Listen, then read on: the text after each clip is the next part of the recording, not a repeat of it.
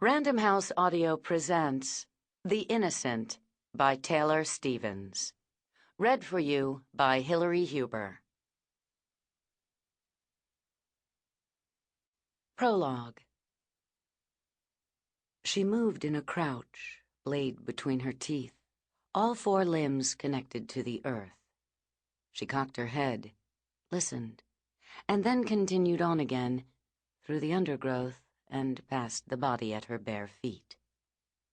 Along the jungle floor, shadows cast against shadows, playing tricks with light, and unnatural stillness replaced the buzz and chatter of the canopy, as if nature held its breath while bearing witness to the violence.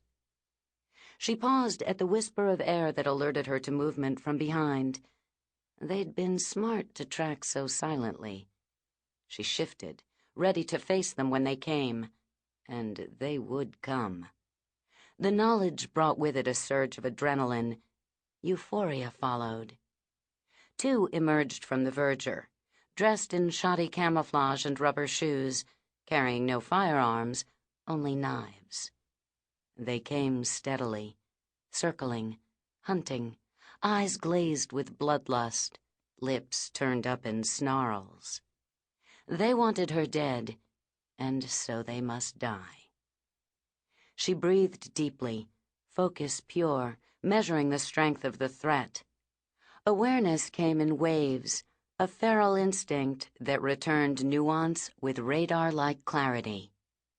Understanding their weaknesses, she launched forward for the first strike. Connected. A scream shattered the calm. Off balance, the first attacker toppled, and in a fluid movement she twisted, pushing off his body to propel herself into the second man.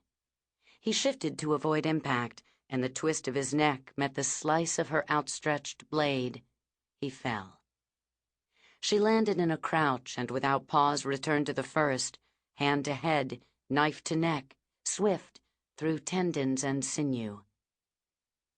The fight had taken only seconds, and now in the silence the kill was finished. She stood over the bodies, the sound of her own heartbeat loud in her ears, and after a moment of hesitation she swore it had been too fast, too easy. Her chest heaved in hatred of the skills that kept her alive, skills that drove her to win, skills that inevitably brought death. She dropped to her knees and there, for the first time, stared at the face of the nearest hunter. A vice of recognition gripped her heart. She fell forward onto the body. His open eyes were green. His hair was blonde. His face longingly familiar. Her soul pounded a rhythm. Please, not him. Not him. Not him. In death, his eyes fixed a piercing accusation. She gaped in mute horror at the liquid of life that had, in seeping from his neck, painted her skin crimson. She couldn't breathe. Dizzy. Suffocating. Nausea. She found air. It came as a burning rush into collapsing lungs, a scream that started from the depths of her soul and ripped through her vocal cords, shattering the stillness, sending a flurry of beating wings through the canopy.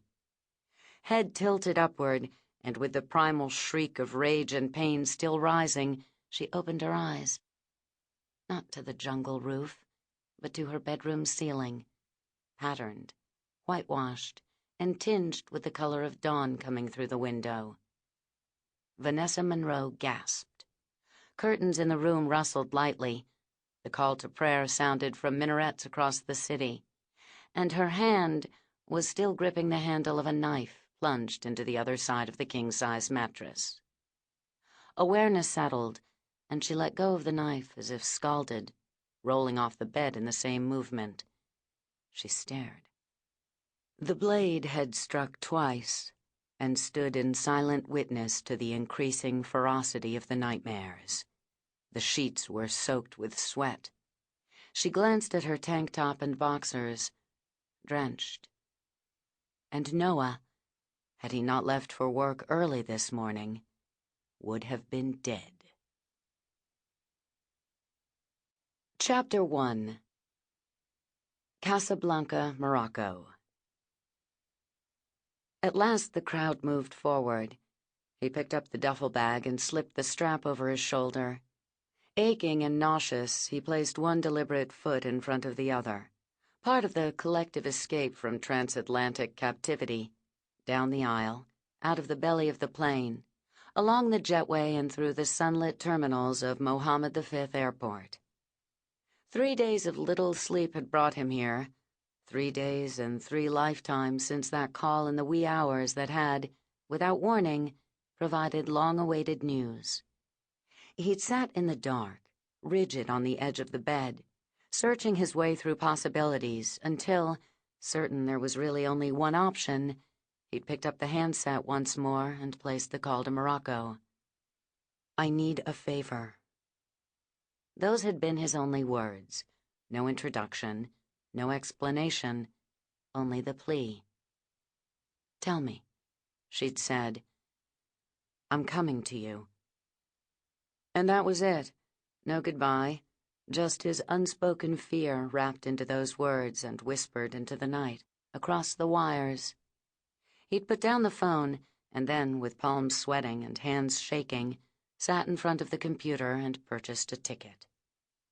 He needed that favor, and had flown halfway around the world to ask it. Now, without thinking, he moved with the throng while inside his head the words of entreaty came and went, rewound and started over, front to back, end to beginning, in the same perpetual loop that had not stopped since the call. He slowed, stood in front of a plate-glass window, stared out over the naked runway while those behind him hurried past. Even if he tried, he could never count the number of airports and train stations that delineated his youth, a collection of visa stamps and endless moves that defined his life as one of 8 siblings hopscotching the globe with cult-member parents, together a ragtag group of economy-class vagabonds. Into the glass he whispered his name, strange as it was even to him. The sound drifted in a low and hushed tribute to the past that had brought him here, the past that refused to die no matter how long or how often buried. Sherebiah Gospel Logan. His name was Logan, only Logan, always Logan. And to those few who knew the rest, he blamed it on drugs and hippies, which was so much easier than trying to explain what most could never comprehend.